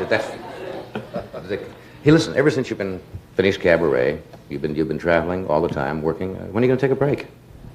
I think October 1st. You really going to slow down for a few days? We have a couple of weeks off. My wife and I are going to take a holiday. We were going to go to Italy, but I don't know now with the whole cholera thing. Yeah, that's we may not be able to a go. little frightening over there. When you travel, Yeah. do you find that you take the same kinds of things with you? I mean, like that you need, like as if you're taking part of your home with you? I take certain pictures, certain articles sometimes. Pictures of your family and things like Yeah, that? my wife or my kids or something, and I'll have maybe a certain piece of equipment. Why? I don't You know, travel with your wife and children, though, right? And cats. Cats? Yes, we have 2 cats. And you take them wherever you go? Yes, Rufus Catburger and Mrs. Miller. And the only member of our family that doesn't travel is our turtle, and we have a turtle sitter. Are you putting me on? No, that's the truth. Oh, come on. Yes, we travel with 2 cats, 2 children, my wife, 2 cat carriers, a garlic press, coffee, a couple of photographs, a canvas that is all wrappable. I mean, it's like a transportable picture. It's Yeah. supposed to be crunched up like this to travel. So it's the perfect traveling painting. Why do you travel with 2 cats? Oh, I mean, they're can't part you of... leave the cats in a cat home or whatever they... Well, they do have those. They do have those. You can... Cut that out. No, they do. They board dogs. Well, I don't see any I mean... They'll read messages to your dogs. Did you know that? Yes, there's a place here in Hollywood. So help me. You leave your dog and you can write a letter. And the attendants, now come on, read it to the dog. That's how flaky they are out here in Southern California. I'm so flaky, I'll read the letter. Yeah. Yes, I mean, we love our animals, and I don't know, they're just part of our life. Yeah. You know, I know somebody who travels with 5 dogs, 5 cats, a horse, a skunk, and 3 children and a wife. Well, So but we think Clyde we're Beatty easy. is one thing, but I mean, you know. I mean, really takes all of that money? Yeah. I don't think they travel often, but when they go, they take the whole family. That would drive me crazy. I wouldn't be able to do that. Well, it's hard. I mean, I think we didn't have a place to live until today. We have an apartment in New York that's rented. We have a place to live in October somewhere. We have thick clothes and furniture in New York at Beacons, and things in Beacons here and things in Chicago. I think we're going to move into Beacons. Does this temporary thing would upset a lot of people, but you've been in show business since you were 10 years old, and you kind of get used to it, but do you ever really get used to being kind of temporary? I get tired sometimes of moving all the time. But, I don't know, we've all gotten very used to the fact that roots now are the 4 of us. I mean, we're our own roots, and we go wherever we have to go, and that's all that really Like it matters. was 30 or 40 years ago were people who lived in small towns. Now families are strung out all over, so you don't really have home bases anymore. Small Well, I think towns. when this country Does Cleveland began- seem like a hometown to you at all? In a way, because Yeah. there are good memories, things that happened there. But I guess when the pioneers moved around, when this country began, it's more like the way we're living now, this kind of mobility. We've got a film clip we want to show because it's interesting. Because it goes back to one of your, I guess, first appearances. Oh, Lord, yes. When? 1952? 52? Yes. I guess somebody said it was the Colgate. Was that the Colgate Comedy Hour here at NBC? I probably worked right out of this I was this at studio. Eddie Cantor Discovery at the time.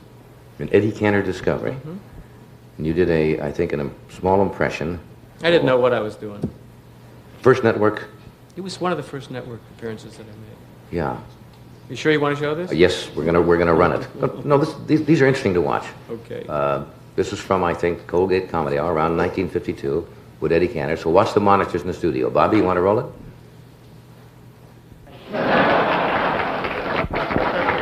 I'm glad of one thing, Joel, that tonight you didn't do an imitation of me or Al Jolson, because your imitations are not good, They're not? No, because they're nothing. Nothing? Why, Dean thinks my imitation is swell. Oh, that's rich.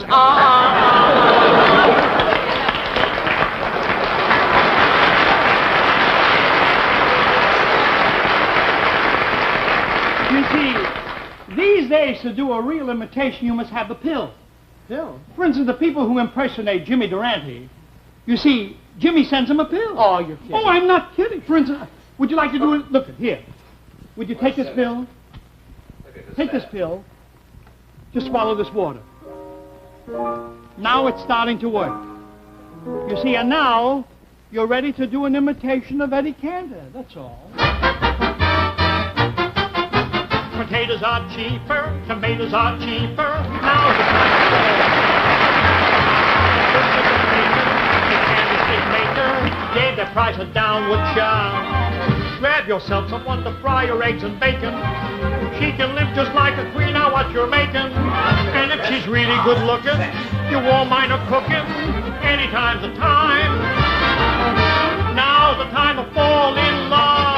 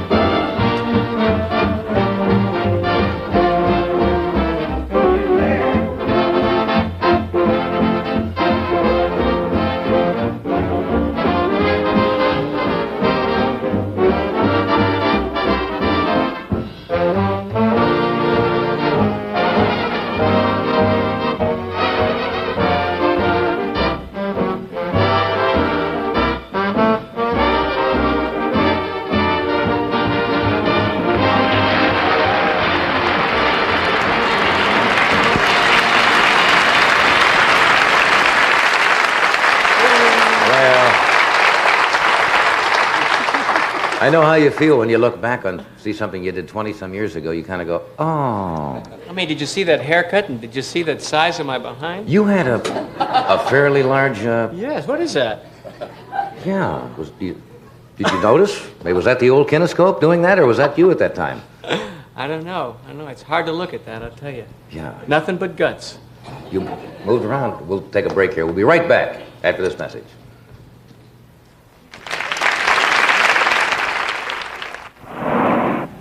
This man has trouble and doesn't even know it. One little hidden radiator leak, just one, can stop a car dead with a boilover. You can keep this from happening to you by using the one leading antifreeze that stops most common radiator leaks. Zerex antifreeze from DuPont. Zerex stops freeze-ups, helps stop boilovers and corrosion, and it stops leaks that can stop your car. My dog's better than your dog. My dog's better than yours. My dog's better 'cause he gets kennel ration. My dog's better than yours. Kennel Ration Burger has everything dogs need. More protein, more nourishment, less fat than hamburger. And check the label. Kennel Ration's the only burger for dogs, government inspected for wholesomeness. The only one. My dog's better than yours.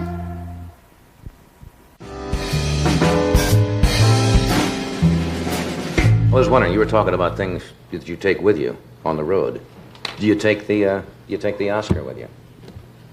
Many performers have. I know one performer uses it as a doorstop. No, he's won an Oscar and uses it as a doorstop. No, I thought that if we were going to be away for a while, that it might be nice for my parents to just kind of have it in the house rather than sitting in beacon storage, Yeah. right? So I called him and I said, Dad, would you like to keep Oscar while we're away? And I heard this deathly silence at the other end of the phone, and he said, I'll have to speak to your mother. And he hung up. And the next day he called, he says, I guess it'll be fine. He says, I thought you meant one of the cats. Chat with your mother. I didn't mention this when you came out. Is this recent? Yes. Obviously it is. So you got a cabaret medley and a lot of things you do when you work in concert. You gonna do a number from this tonight? I'd like to. Yeah. Sure. Okay. Love you to. Joel Grey Live on Columbia. This is a song written about my wife. I don't think that the songwriters, when they wrote it a long time ago, knew that it was about her. I know.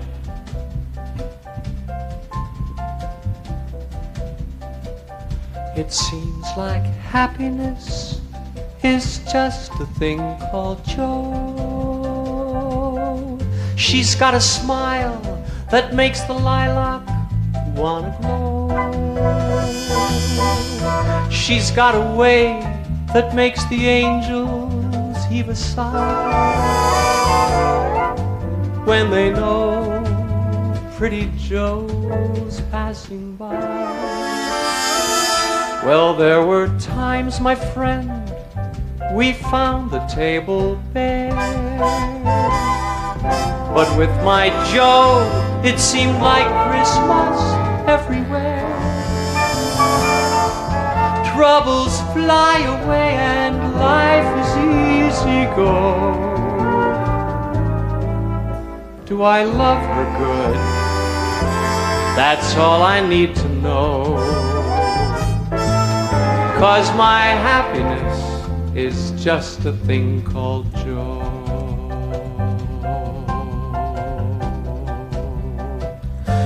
It seems like happiness is just a thing called joy. She's got a smile that makes the lilac wanna grow. She's got a way that makes me sure, makes me warm and secure. Well, there were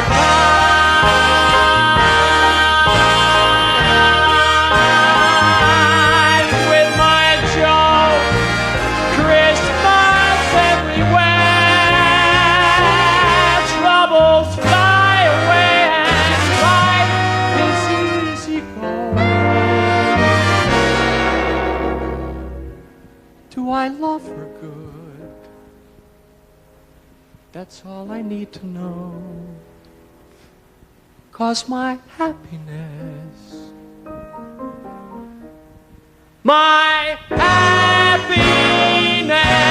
a thing called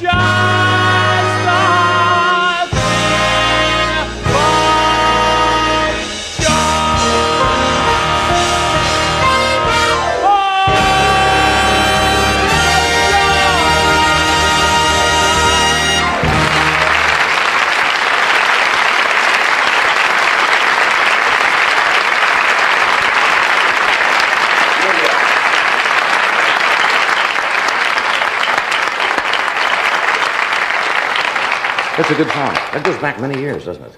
That's an oldie. I've not heard it. We'll return in one moment.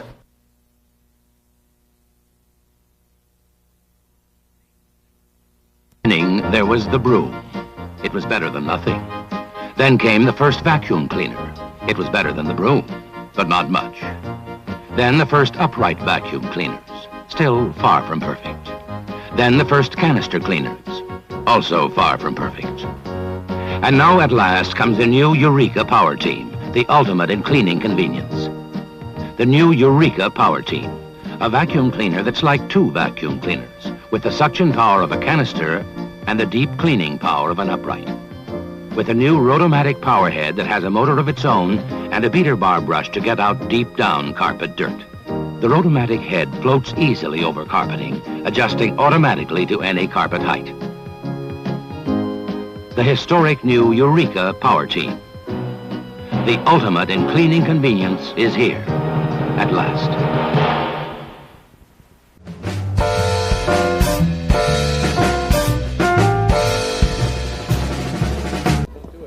We mentioned before we mentioned you're going to be at the Greek Theater. Is that starting this the 10th? Yeah, it's kind of fun because I went to junior high school and high school here, and it's kind of like coming home and away. Yeah, that's kind of nice. Scary too. Well, I don't know where Carol Wayne grew up, but she certainly grew up.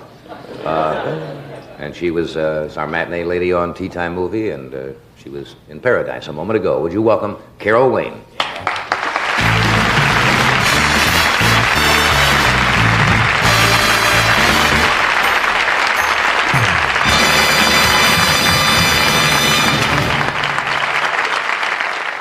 Are you two girls going to a rodeo or something tonight? What is this all of a sudden with the jeans and the...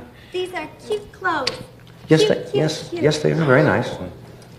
How are you? Fine. How you doing? Did you enjoy our Wasn't it different grand? sketch for change rather than our Yes. Tea Time Movie? Yes. Oh, I love the Tea Time Movie. Yes, I know. Oh, Cut off your Slauson. That's right. Got Slauson cut off. Well, what's been happening? Somebody told me you've got an honorary title, and I don't know whether they're putting me on or not. No, I have been chosen Miss Body Shop of 1974. Imagine me. I can imagine that. That's is that a national? Is that local or national or? I've been by Plastics, a plastics company who makes body parts. Well, you're a wonderful choice for that. Yes. You really are. What do you have to do? Well, Well, I as go the to bearer of this title, I mean. I go to my first convention. I've never been to one, you know. I know I didn't. Yes, I've never been to one, and I get to see Muffy. Their famous thing that they sell is Muffy. It is a tailpipe muffler bandage.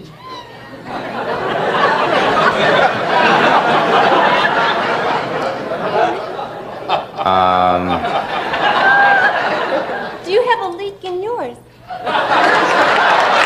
Yes, it corroded years ago. No. In other words, if you had a bad muffler, this isn't. Rather than buying an entire new muffler, I assume this is something you Yes. bandage your And muffler they're into with. lubricants. Lubricants, imagine. No,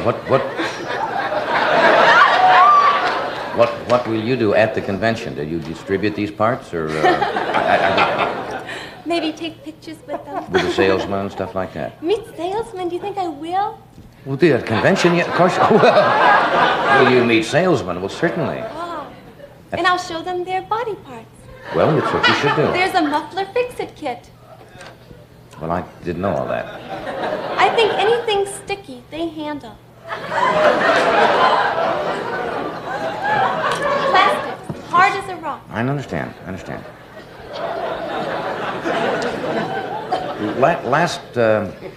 You baffle me at times. This is really unfair. Is your commercial still running on television? Oh, you it had just a commercial. started running, yes. Oh, I've not seen it.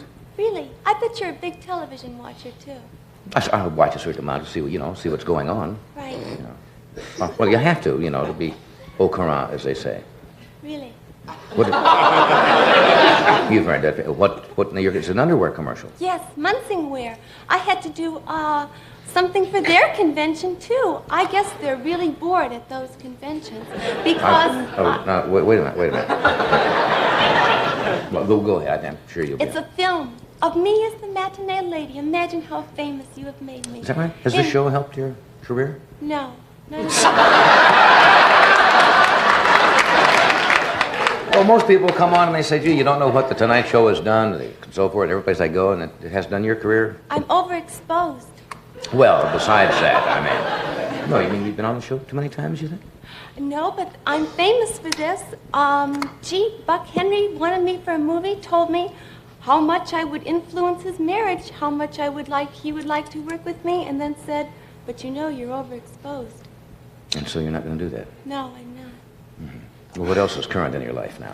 What else is current? I'm very embarrassed. My child is a swimming school dropout. He dropped out of swimming school. How old is your boy now? 4. What do you mean he dropped out of swimming school? Well, his next trick was to learn to breathe. And you know how they teach him that?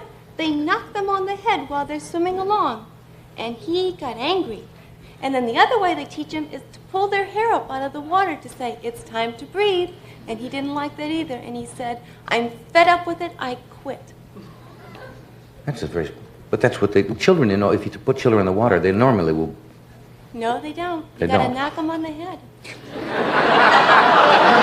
love you at swimming school, my darling. You went in and bought 2 pairs of what little Mark Spitz's, you know, those bikini things at the Sherman Oaks Swimming School. How did you know I was there? How do I know? I did. I stopped by. I was looking for a pair of swimming trunks one day, and I drove along, and I saw this place, and I dropped in. That's where your son goes? Yes. That's a swimming school you went to, you know. Well, I know, yeah. I saw a pool there. I figured them. I saw a lot of people in the water. I figured it's a swimming school. They loved you. They were So your son does not swim? Oh, he swims like a fish, but he won't breathe. Well, he's probably good on short bursts then from 5 or 6 feet. He He's goes gonna out be... and then turns around and comes back. Well, it's important that he learn. You should put him back in the school. He should know how to swim. Then you can take him, but I'm not going to put up with it. Hey, we found out. I did not know this until this afternoon. It's your birthday today. Really? We didn't know. And we got you a cake.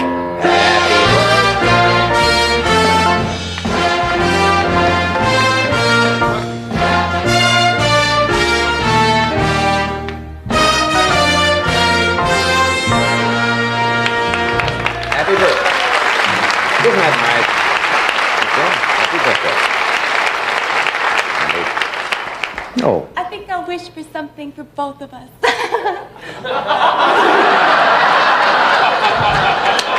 You got another cake? I'm not going to ask you how old she is because that wouldn't be polite. But happy birthday anyway. You do not ask a young lady how old she is, but happy birthday anyway. All right, we'll take a break. We'll be right back.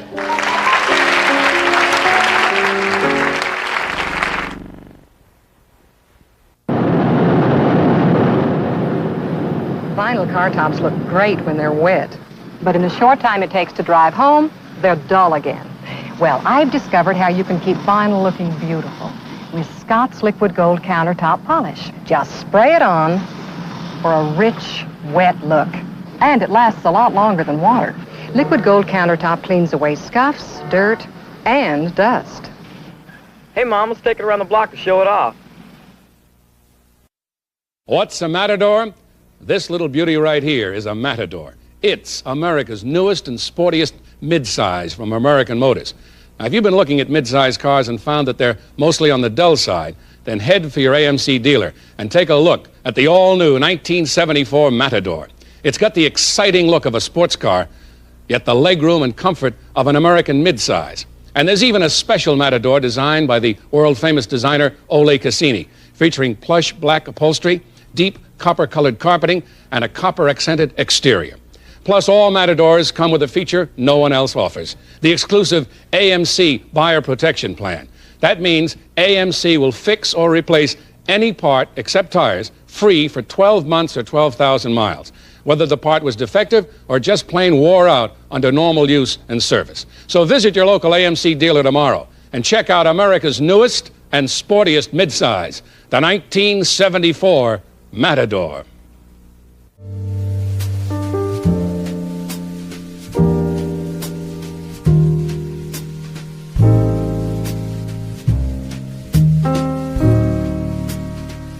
I thank you all very much for being here tonight. Joel will be opening here, well, it would be Monday night, here at the Greek Theater. And happy birthday again, Carol. And Karen, I hope you feel better. I'll be checking in. Yes.